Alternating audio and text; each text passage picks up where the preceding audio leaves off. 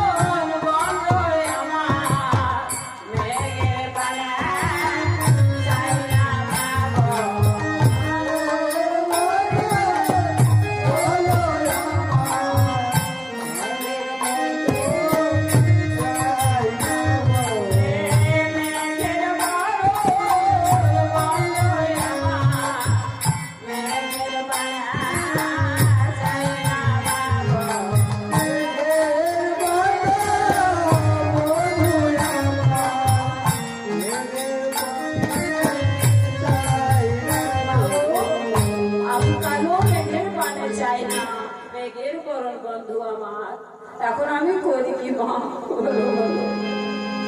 আমার উপায় বলে দে মা, নইলে এই যে আমার প্রাণ আর বাঁচবে না বাবু। পরিমা বললে রাধে তুমি চিন্তা করো না, আমি আছি, আমি জানি তোমার কিভাবে তোর প্রাণ বধুর সঙ্গে মিলন হবে বাবু। তবে সব রাধে আজকে তোর প্রাণ বধুর সঙ্গে মিলন হবে, তবে আমরা মথুরারে ঘাটে যাব, বিকিনি ছলনায় তোমার প্রাণ বধুর সঙ্গে মিলন হবে মা। এইভাবেই আমার শ্রীমতী রাধারানীর প্রবোধ দিয়ে এবার জুটিলার কাছে ছুটতে ছুটতে এখন চলে যাচ্ছেন বলে মা। আর জুটিলার কাছে গিয়ে আই বলেন ওই জুটিলে, জুটিলে ও জুটিলে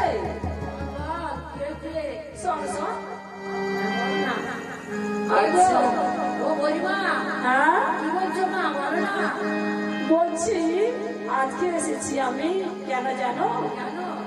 আজকে না, আজকে আমরা মথুরারে ঘাটে যাবো। হ্যাঁ হ্যাঁ, তার জন্য আমি আমি আমি মনে করেছি যে আমরা জাতিতে গোয়ালি, তাই না? তবে আমাদেরকে বিকিনি শিখিতে হয়, তাই না? তবে এক কাজ করে চলো, আজকে আমরা মথুরার ঘাটে যাব। হ্যাঁ হ্যাঁ, চলো চলো, আমরা সবাই যাবো মিলে। হ্যাঁ